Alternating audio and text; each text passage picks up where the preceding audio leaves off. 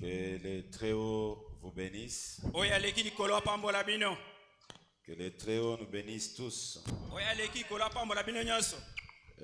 Frère Caleb, vous pouvez placer.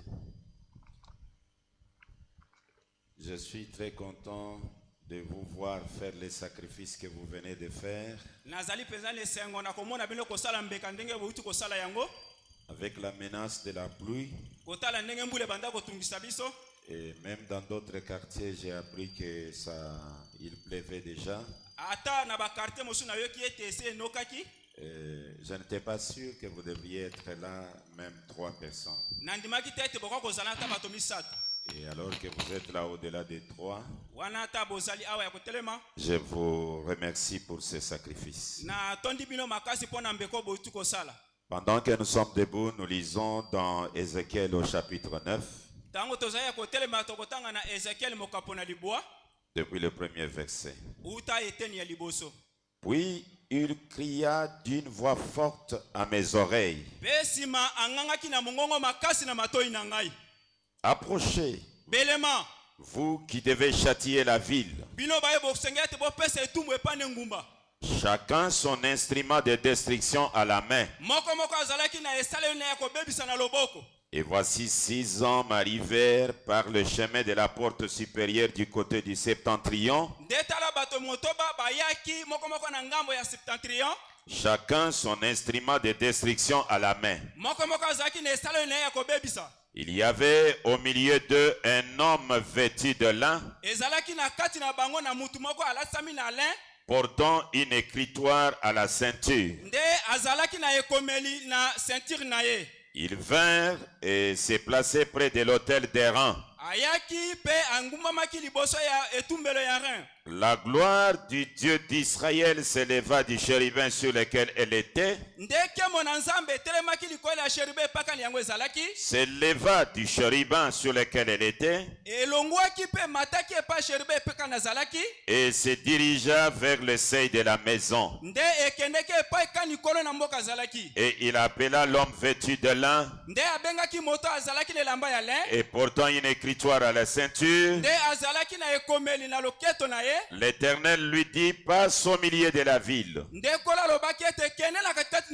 au milieu de Jérusalem, et fais une marque sur le front des hommes qui soupirent et qui gémissent à cause de toutes les abominations qui s'y commettent. Et s'adressant aux autres en ma présence, il dit: passe après lui dans la ville et frappe, que votre œil soit sans pitié, et n'ayez point de miséricorde. Inclinons nos têtes. Que chacun de nous dise un mot à Dieu. Que l'Éternel te vienne en aide pour saisir la vision. Que l'Éternel assiste le prédicateur du jour. Qu'il soit capable de se séparer de lui-même et de permettre à l'ange du Seigneur de pouvoir parler. Tous ensemble dans sa présence. Pourquoi le monde ne me comprend pas? Parce que j'adore William Branham. J'étais au ciel avec Branham dans la salle de conférence. Oui, j'étais en lui. J'étais en lui, oh oui, à Marion, là au ciel, là au ciel, là au ciel, en lui, j'étais en lui, oh oui, à Marion, dans la salle des conférences. Père divin, venons de lire comme n'importe qui a été à l'école peut le faire. Mais il est écrit, la lettre tue, mais l'esprit vivifie. Cher glorieux Saint-Esprit, accepte qu'une fonction de ton esprit nous soit accordée maintenant, afin que ce ne soit pas nous, mais que ce soit toi-même qui parles à ton peuple. Débite avec nous, va avec nous jusqu'à la fin par la voie de la grâce. En ton nom, William Marion Branham, la parole faite chair. Amen. Nous pouvons nous mettre. Nous sommes en train de voir un sujet très, très difficile.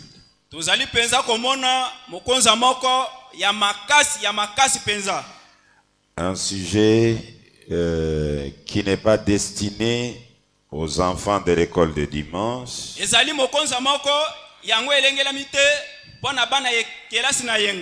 Ce n'est même pas destiné au deuxième exode. Ce n'est même pas encore destiné à ceux qui pataugent entre le deuxième et le troisième. En réalité, c'est le sujet de ceux qui sont déjà dans le troisième testament.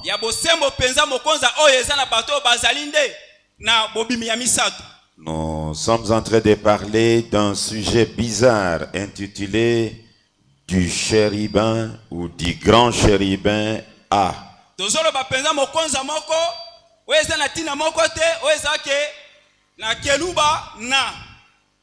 Et nous avons vu l'historique de chérubin. Depuis le ciel, là où Moïse a été amené pour voir comment l'adoration se faisait au ciel.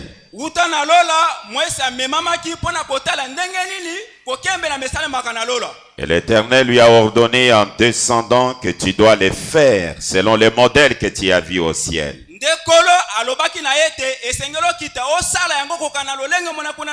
Et les modèles qu'il avait vus au ciel, il a trouvé que sur les propitiatoires, là où il y a l'autel de Dieu, là où l'adoration est reçue,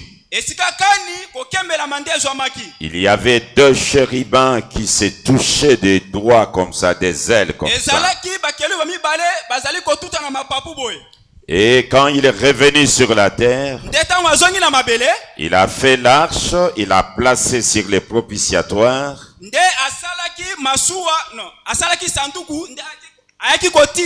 Et il a pris les deux chérubins, il les a placés, les ailes qui se touchaient de cette façon.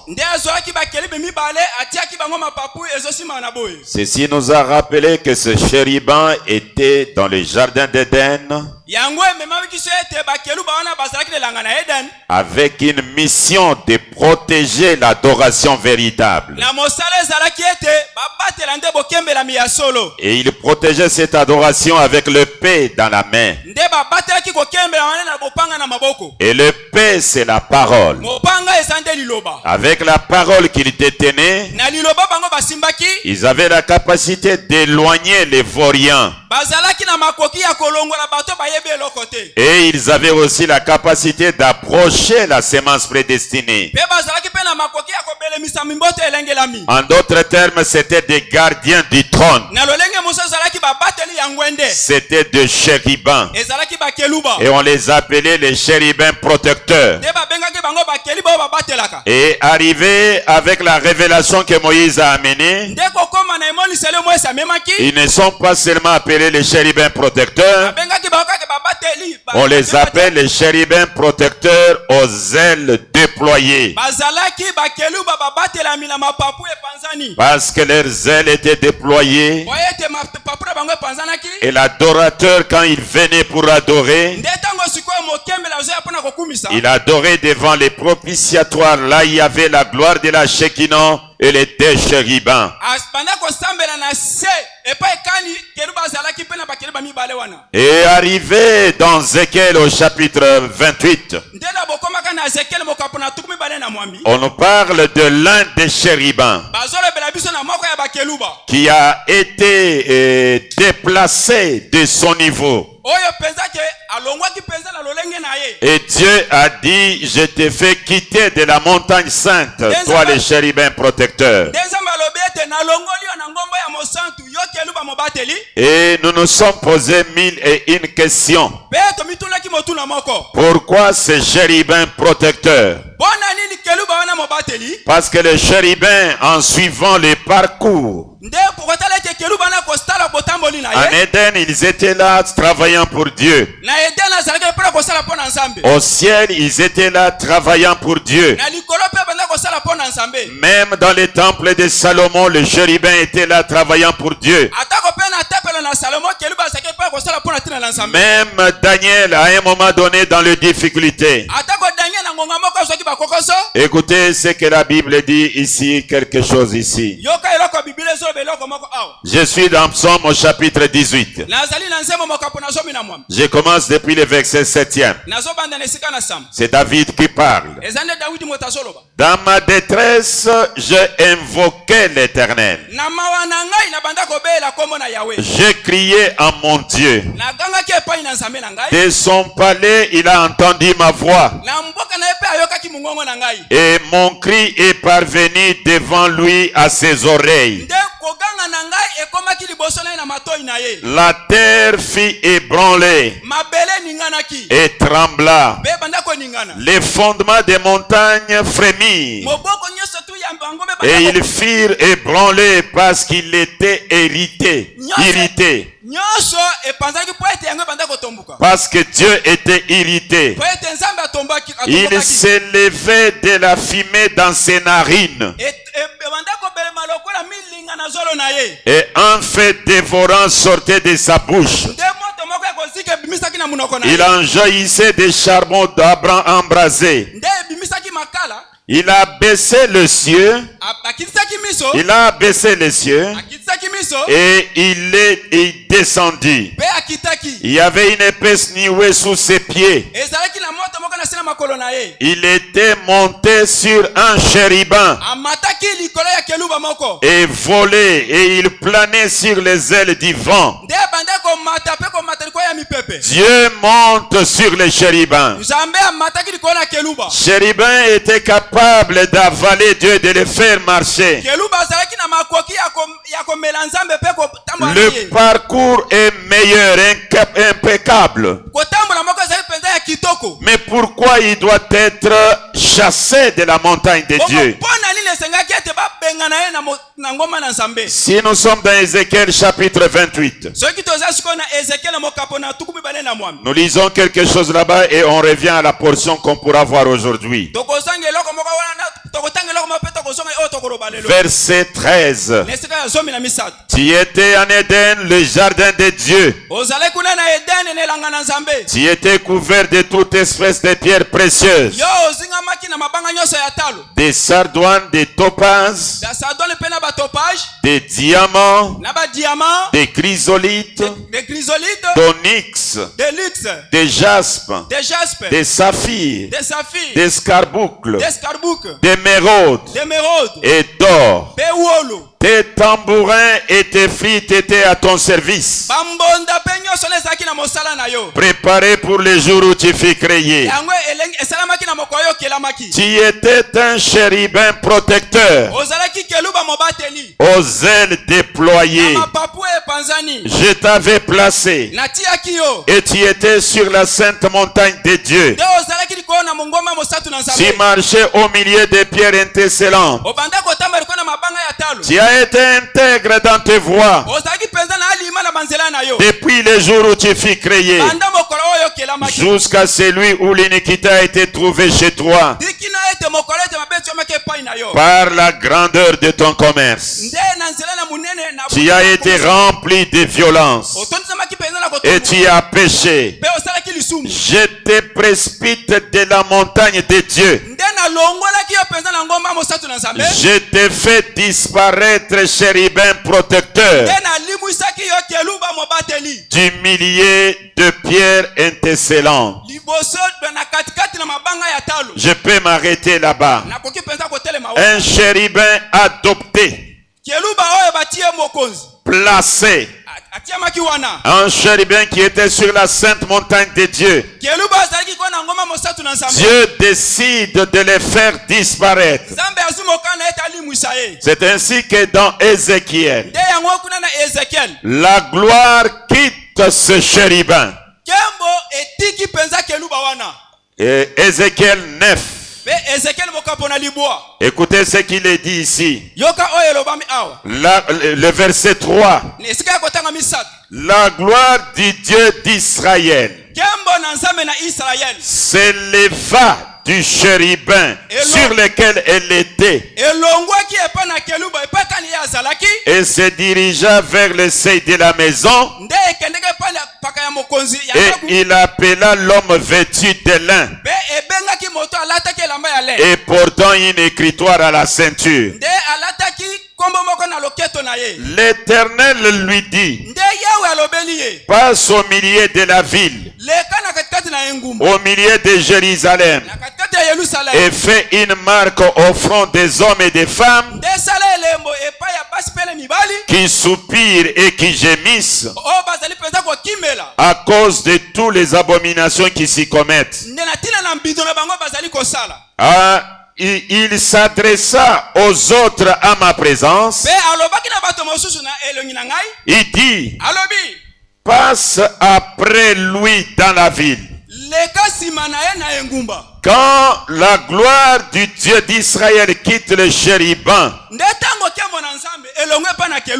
et directement on donne la commission à l'homme vêtu de lin avec l'écritoire à la ceinture.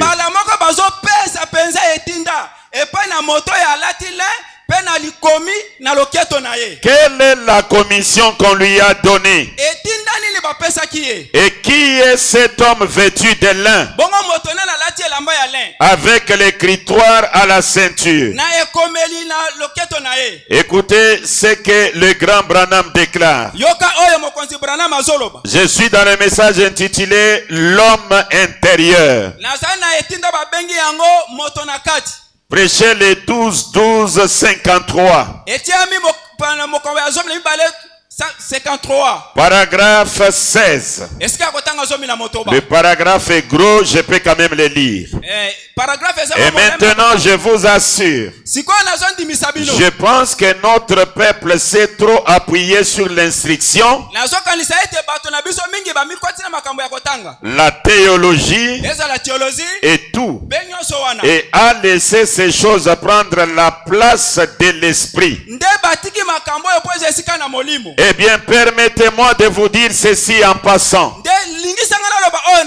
Je pense qu'il s'agit d'Ézéchiel chapitre 9. Là où nous venons de lire avec vous. Là où la gloire de Dieu a quitté les grands chérubins. J'en suis vraiment certain. Je peux me tromper. Je sais que je suis tout à fait sûr qu'il s'agit d'Ézéchiel 9. Quand le Saint-Esprit a quitté le... D'abord, il y eut un homme qui sortit de derrière les portes avec les instruments de destruction pour détruire. Avec les instruments de destruction pour détruire. Bien entendu, l'application correcte dans les Écritures, c'était juste avant la destruction de Jérusalem. Et un homme en robe blanche et portant une écritoire à la ceinture s'est avancé et il reçut de Dieu la commission de parcourir la ville. Maintenant, écoutez ceci. Et de faire une marque sur les fronts, le scellement du Saint-Esprit. Une marque sur le front des hommes et de chaque femme qui soupirait et qui gémissait à cause des abominations qui se commettaient dans la ville. Quand ça quitte sur le grand chérubin, directement la commission est donnée à l'homme vêtu en blanc. C'est quelle commission? C'est d'aller dans la ville et de sceller du Saint-Esprit les gens qui gémissent. C'est alors que cet homme-là doit d'abord interdire à ceux qui avaient déjà les instruments de destruction de ne pas commencer à détruire, mais d'attendre que les serviteurs soient d'abord scellés, les serviteurs de Dieu. Les hommes et les femmes soient d'abord scellés. Je suis d'abord dans le message qu'il a intitulé. Avant que nous puissions aller à beaucoup de choses, écoutez d'abord. Question-réponse du 3 janvier 1954 soir. Question-réponse du janvier 1953 soir. Écoutez ce qu'il déclare. Je prends la partie B. Et voici 6 hommes arrivèrent par le chemin de la porte supérieure du côté du septentrion, et chacun son instrument d'extermination à la main. Et il y avait au milieu d'eux,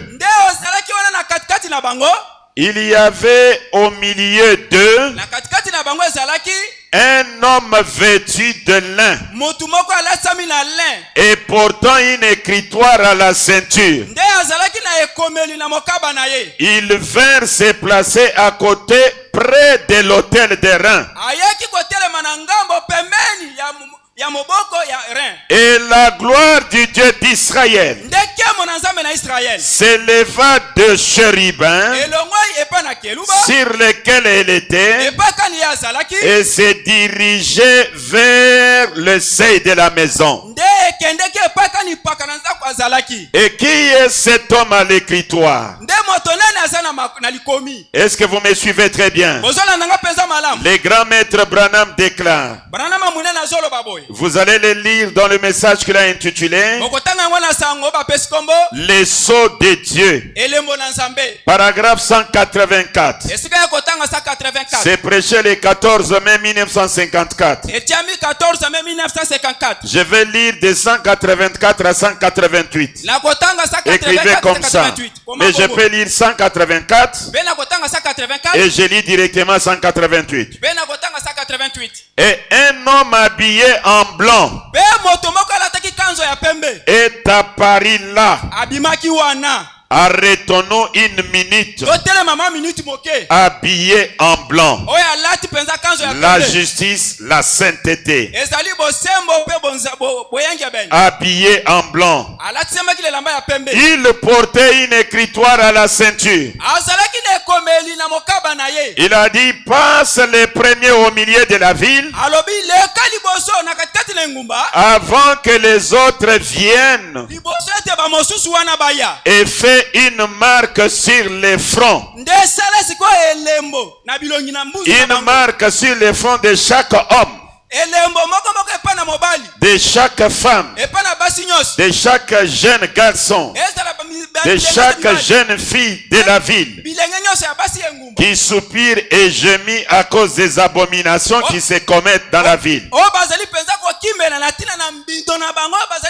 à cause des péchés des gens. Fais une marque sur eux.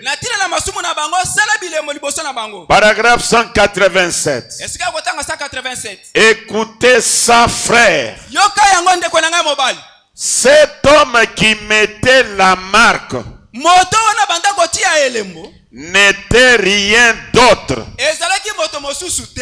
que le Saint-Esprit. Donc l'homme vêtu en blanc, l'homme qui reçoit la gloire, qui quitte les chérubins protecteurs,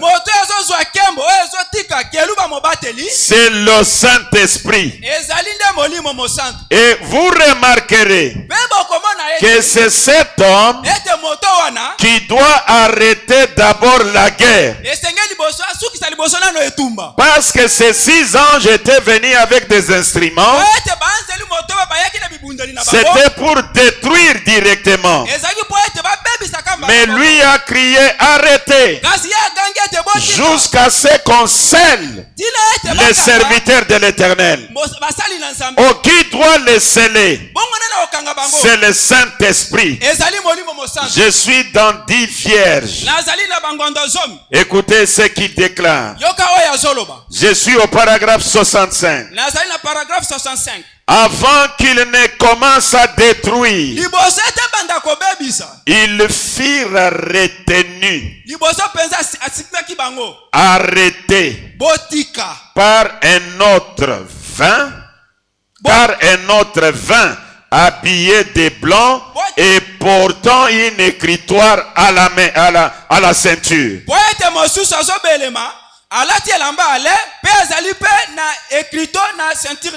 Qui arrête les destructeurs?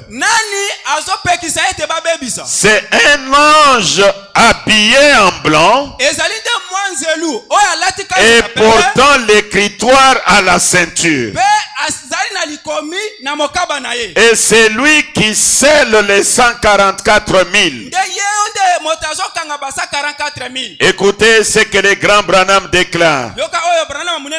Si vous comprenez qui est cet ange-là qui scelle les gens, qui a l'écritoire à la ceinture, qui a fait la remise et reprise avec les chérubins protecteurs, le tableau sera clair pour vous et vous connaîtrez qui est qui.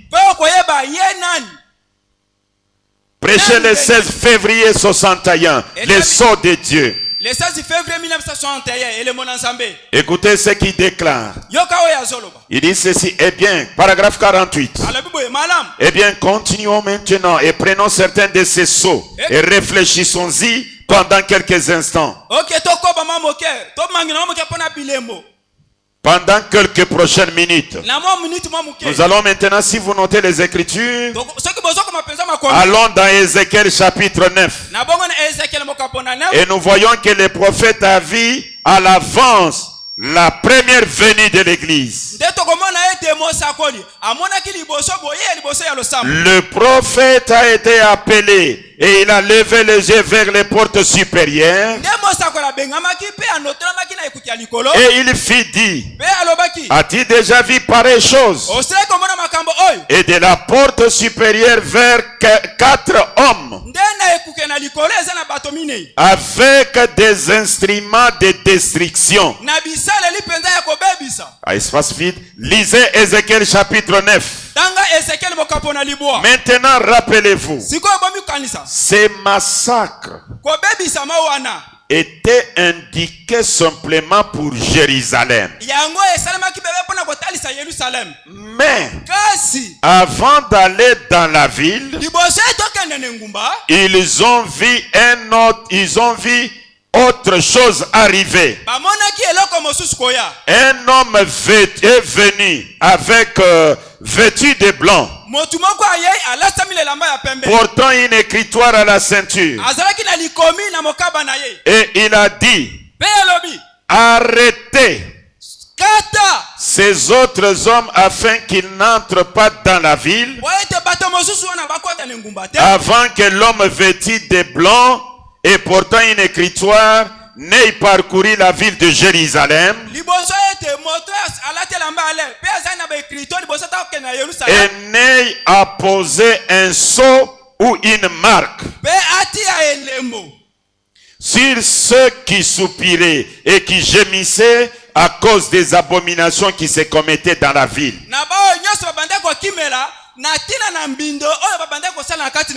Eh bien, Malam. C'est lui qui portait une écritoire à la ceinture. Yao yazalaki na ekomeli na mokaba na ye. C'était le Saint-Esprit. Ezalaki nde molimo mosantu. Maintenant, remarquez. Sikasiko ebotala nanu. Après qu'il fit passer, Sima tango ye aleki. et il a ensuite libéré ses hommes. Il a ensuite libéré ces hommes qui avaient des instruments de destruction. Il scelle d'abord, puis il libère les destructeurs. Avant qu'il scelle les destructeurs, il arrête les destructeurs de ne jamais tuer d'abord. Quand est-ce qu'il a arrêté les destructeurs? Je suis dans les 10 vierges. Nous commençons depuis le paragraphe 91. En 1914, le monde entier marcha contre l'Allemagne pour une guerre mondiale.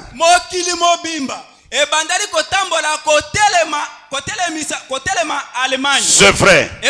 Le monde entier entra en guerre.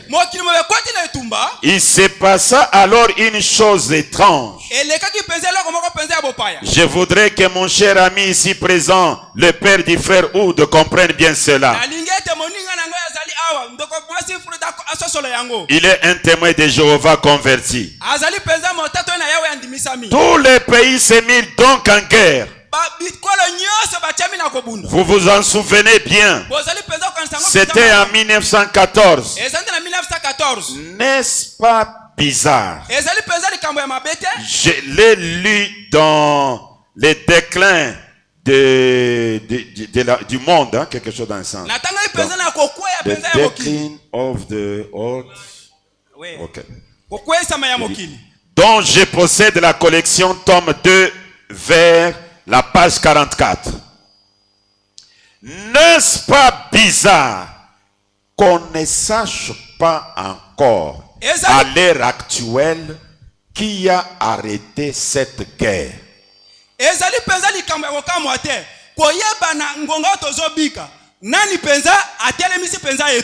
Ils étaient en guerre. La guerre avait déjà commencé. Et cette guerre était mentionnée dans Ézéchiel 9. Lorsque la gloire de la Shekinah a quitté les chérubins protecteurs. Mais la guerre commence. Et à un moment donné, la guerre s'arrête. Et Branham dit, n'est-ce pas bizarre qu'on ne sache pas encore à l'heure actuelle qui a arrêté cette guerre?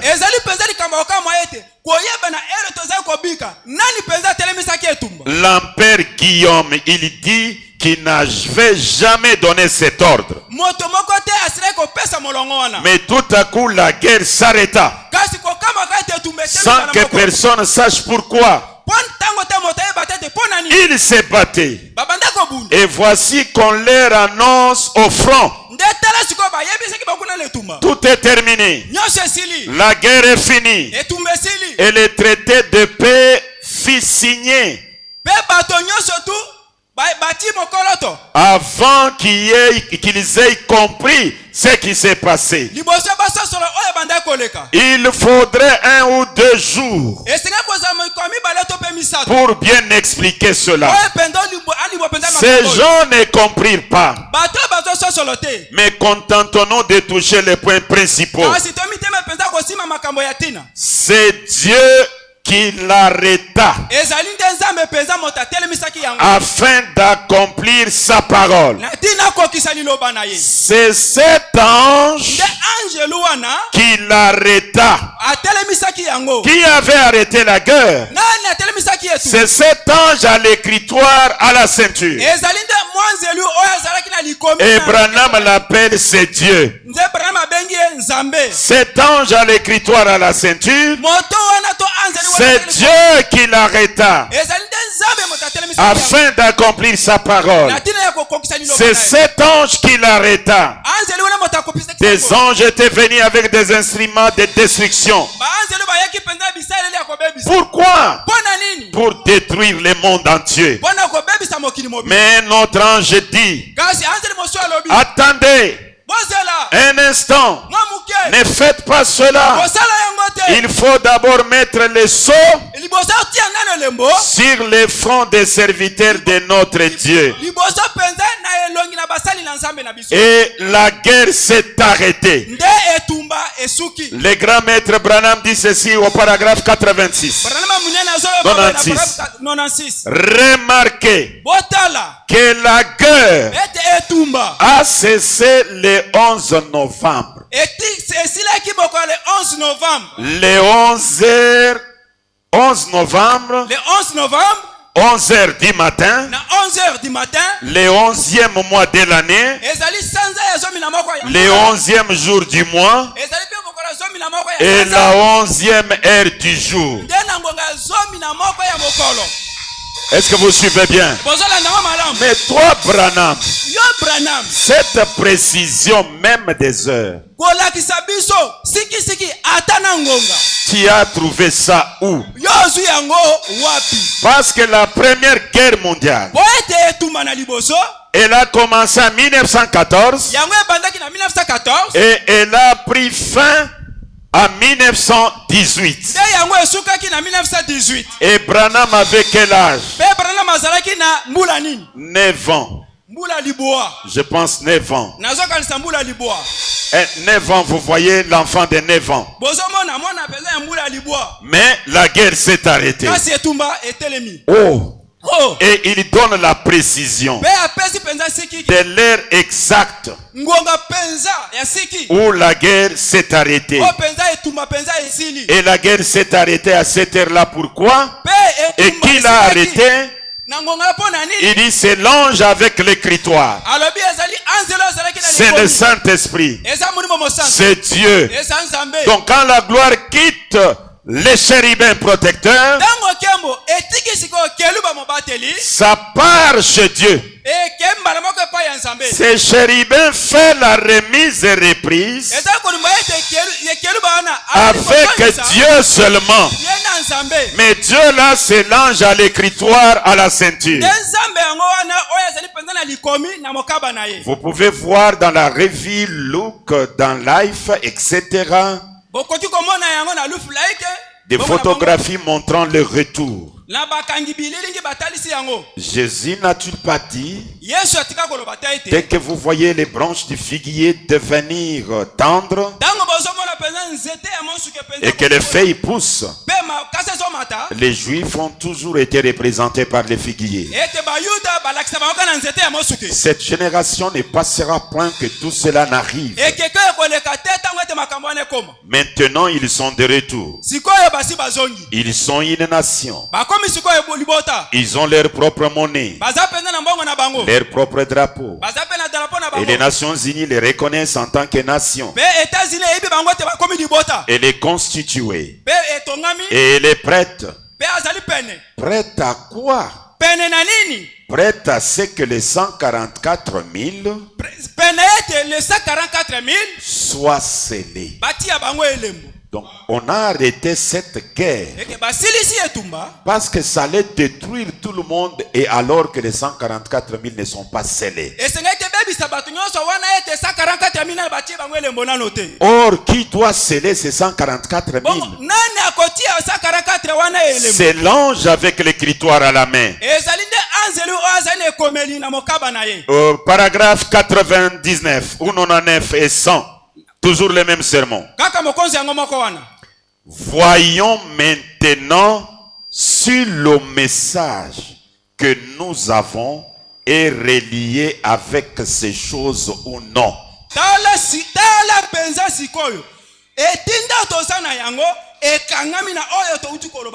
Donc avec ces gens qui doivent être scellés, avec ce message, si c'est relié ou non.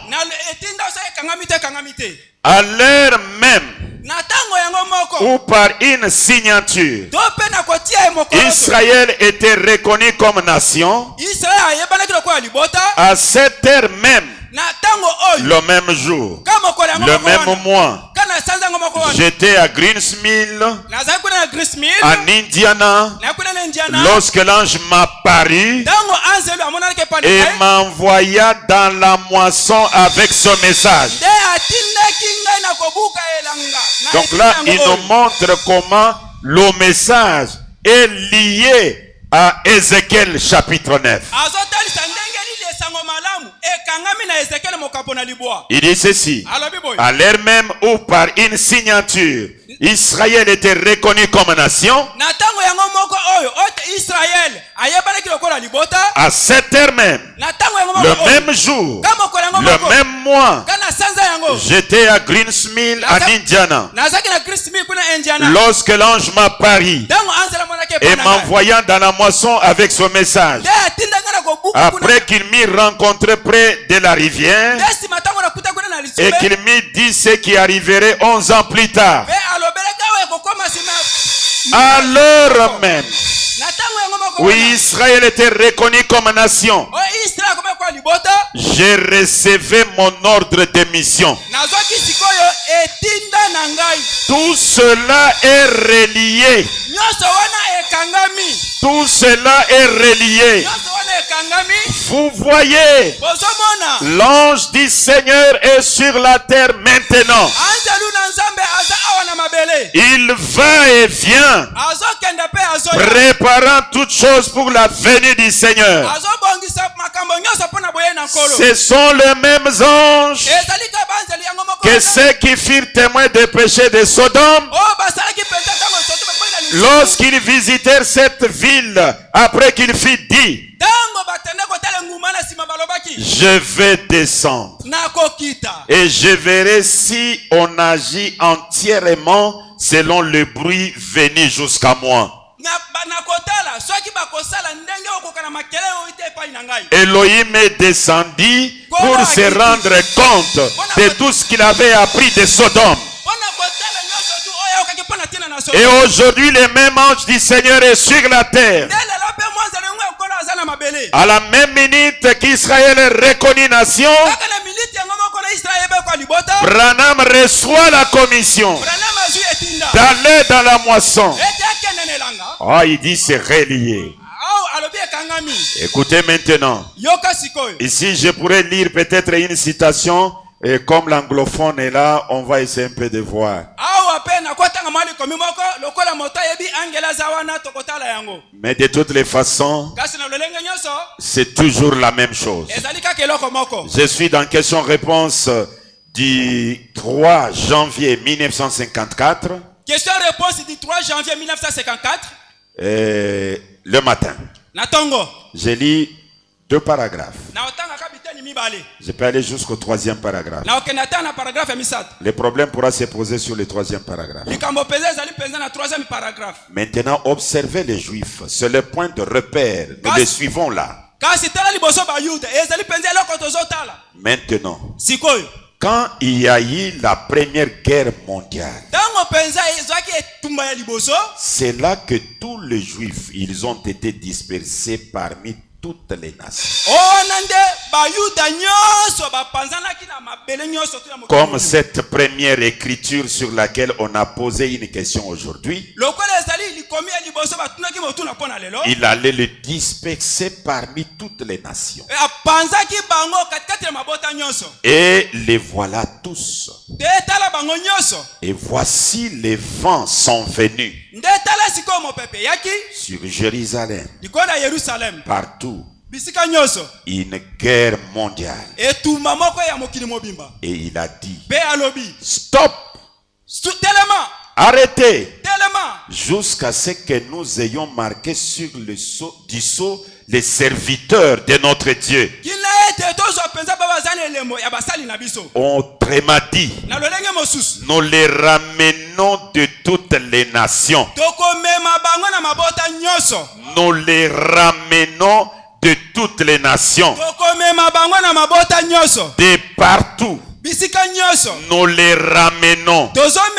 Parce qu'il faut les ramener ici afin de marquer du sol les 144 000.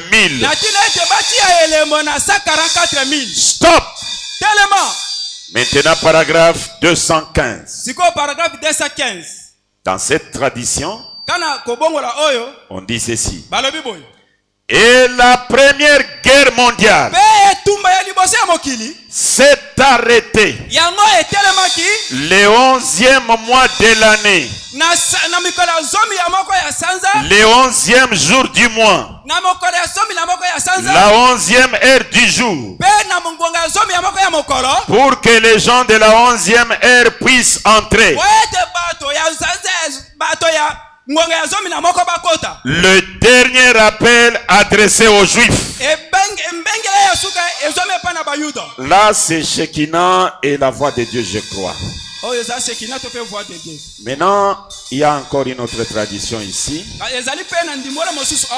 Je suis dans question-réponse numéro 6. Écoutez ce que lui dit aussi. Il dit ceci. J'ai lu le paragraphe 215. C'est le même sermon, mais une autre tradition. 215 et 216. Et il dit, arrêtez, retiens-les, jusqu'à ce que nous ayons marqué du sceau les serviteurs de notre Dieu. Autrement dit, nous les rassemblons de toutes les nations, de partout, les faisant entrer, parce que nous devons les avoir ici pour sceller les 144 000. Patientez.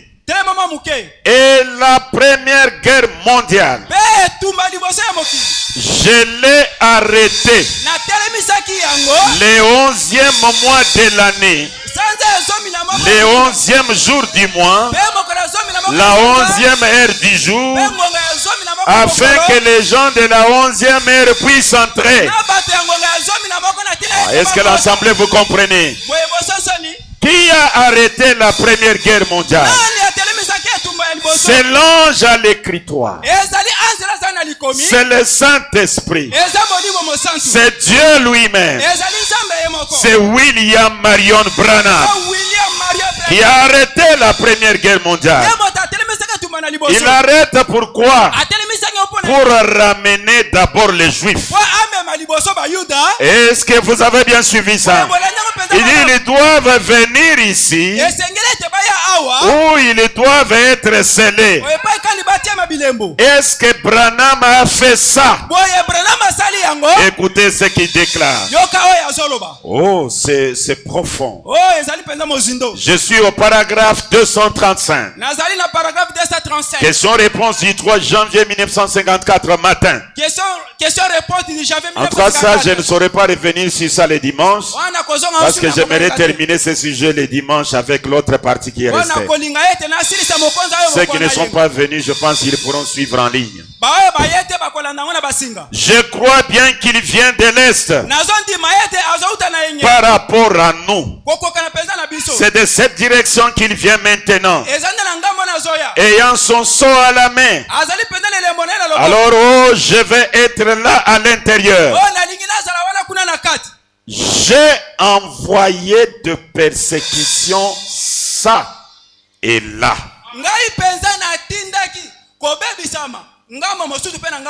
J'ai envoyé la persécution ça et là. Et pourtant, nous savons que ceux qui ont persécuté les Juifs, c'était Hitler et d'autres personnes.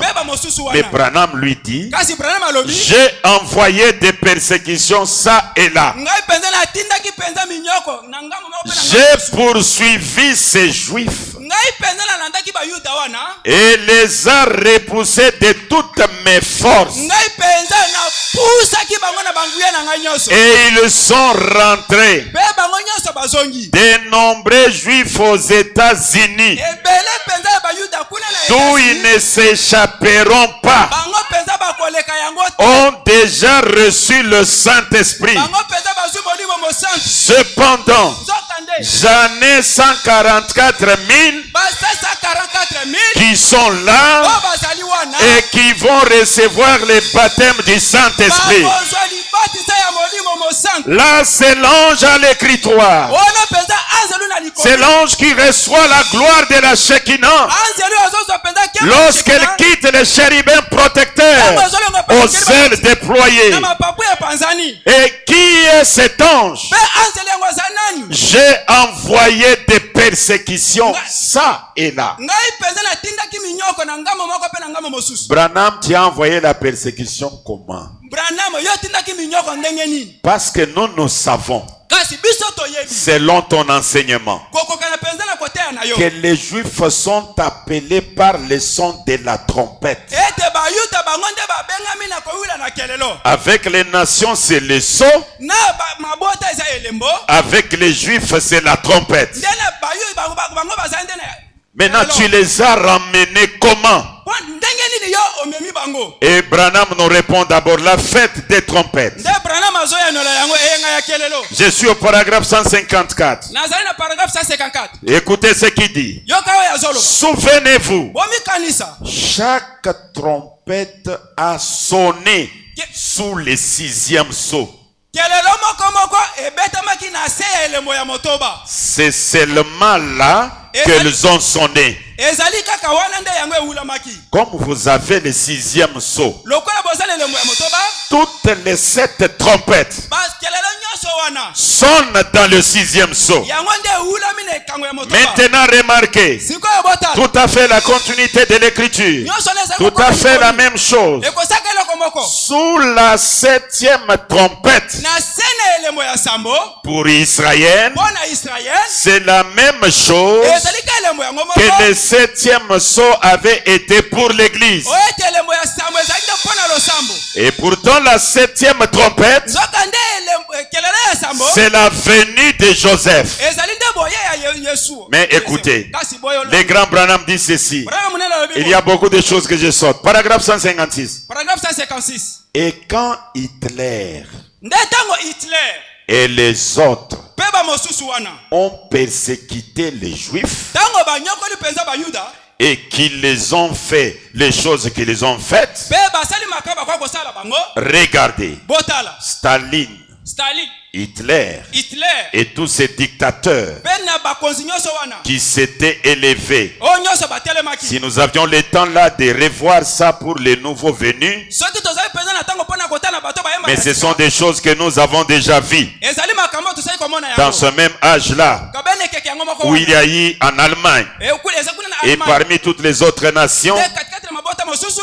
ces Juifs qui s'étaient dispersés nde un peu bayuda partout bayuda bapanzanaki na dans mokili ce mobimba. pays. Na bamboka Mais il s'est élevé dans les 20 dernières années nde baye kotelema na kosuka penza mbula ya une suka persécution cruelle eza penza minyoko moko penza ya koboma contre les Juifs. kotelemela penza bayuda. Mais cette persécution cruelle, Kasi kobebisa penza ya koboma wana je lis d'abord 159. na otanga penza 159. Notez bien, Botala malamu dans Apocalypse chapitre 9 na apokalipse mokapo na libwa et verset 13, nde kotanga zomi na soyez très attentifs là. bokeba penza wana Sous la 6e trompette. nde na se na kelelo ya motoba. Apocalypse 9, 13. Emoniseli mokapo na libwa Sous la 6e trompette, na se ya notez bien que 200 000 cavaliers botala penza malamu ete 200 000 cavaliers qui étaient liés sur le fleuve d'Ephrata oyo penza ekangamaki na ebale wana ye fatal ont été déliés sous la 6e trompette. yango nde ekangolamaki na 6e trompette. Je ne vais pas entrer dans les 200 000 de démons là. Hein. nalingi penza na kota penza kuna te. Ce sont des chevaux mais qui ne sont pas naturels mais spirituels. ezali penza bambalaka me baza molimo te pe mosuni pete ya molimo. Paragraphe 161. Paragraphe 161. Et remarquez, botala ceux qui arrivent sous cette sixième trompette, ils ont été lâchés sur les Juifs. La persécution des Juifs, des démons surnaturels, pendant près de 2000 ans, et qui ont ensuite été lâchés par Staline, Hitler sur les Juifs. Est-ce que vous suivez très bien? C'est le sixième saut. Quand Branham les touche, la trompette sonne, celle de la persécution.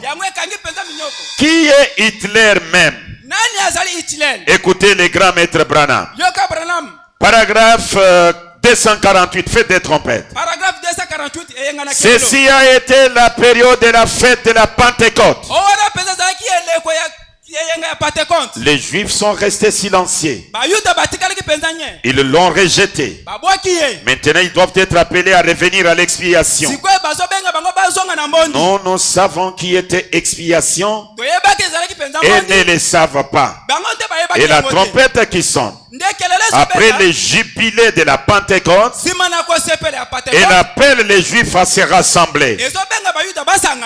Ne voyez-vous pas comment cette trompette de la persécution sous Hitler et les autres a retenti? Et les Juifs ont été forcés de se rassembler pour accomplir les Écritures. Branham dit, j'ai forcé les Juifs. Mais il vous dit, ne voyez-vous pas cette trompette sous Hitler? Hitler est la manifestation de la prophétie de Branham. Il n'était pas connu. Je pouvais même dire qu'il n'existait pas. Mais en 1933, Branham fait la prophétie. Cette prophétie de grande importance. C'est là qu'il parle de Hitler. Quelqu'un se levera d'Autriche, un Autrichien, du nom de Hitler. Il sera un dictateur. Et il aura une fin mystique, mystérieuse. Mais à la grande surprise, lors de la Deuxième Guerre mondiale, et on voit que l'acteur, les leaders de tous ces troubles-là, on cite un homme du nom d'Hitler, que Branham avait prophétisé en 1933.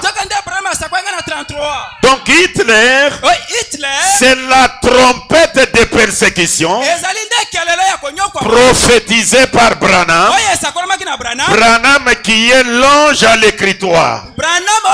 C'est lui qui a fait la remise et reprise avec les chérubins protecteurs aux ailes déployées. Je ne sais pas si l'ensemble vous comprenez.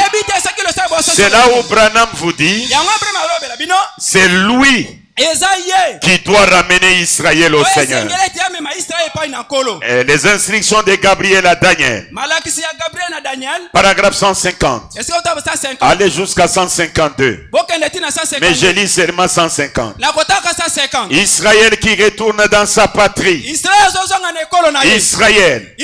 Permettez-moi juste de dire ceci maintenant. Je pense que ce n'est plus enregistré. Permettez-moi de dire ceci. À l'ère même où Israël est devenu une nation, la raison pour laquelle j'ai toujours crié, je l'ai dit devant mon auditoire ici, qu'il y avait quelque chose, que j'allais avoir un rôle à jouer avant de mourir pour ramener Israël au Seigneur. C'est qu'alors même, d'après la charte panaméricaine, où Israël a été déclaré une nation, pour la première fois depuis qu'ils avaient été dispersés, il y a 2000 ans, et qu'ils n'étaient plus un peuple, c'est exactement à cette terre-là, précisément à cette terre-là, que l'ange du Seigneur m'a rencontré là-bas et qu'il m'a envoyé vers avec l'évangile exactement en même temps. Et aussi une autre chose qui me fait savoir ça, c'est qu'il ramène le cœur des enfants au père et le cœur des pères aux enfants. Le message remarqué, Malachie 4 pas 3. Ici Branham se reconnaît Malachie 4 et étant Malachie 4, il doit ramener Israël, et cela avant de mourir. C'est ainsi qu'aujourd'hui, quelqu'un qui projette le salut d'Israël dans le futur, il brise tous les messages. Israël devait être ramené pendant que Branham est sur la terre. Après Branham, il n'y a pas une autre personne. C'est Branham qui les ramène. C'est lui qui a lâché la persécution. Il le fait en tant que qui? L'ange d'Ézéchiel 9. Or cet ange d'Ézéchiel 9, il est vêtu en blanc avec l'écritoire. Il entre en scène lorsque la gloire de la Shekinah quitte les chérubins protecteurs. Lui est commissionné directement. Et quand il est commissionné, c'est pour sceller les 144 000. Or, ils étaient dispersés dans le monde. Il fallait les rassembler. Pour les rassembler, il faut que la trompette sonne. Or, la trompette déclare la guerre. Et ça sonnait sous Hitler. Et ça ramenait les Juifs. Et Branham dit, je les ai pourchassés. Créateur de Hitler, c'est Branham. Hitler, c'est une trompette que Branham a sonné pour appeler les Juifs, afin qu'avec son écritoire, qu'il scelle les 144 000. Que les très hauts vous bénissent. Que les très hauts vous bénissent.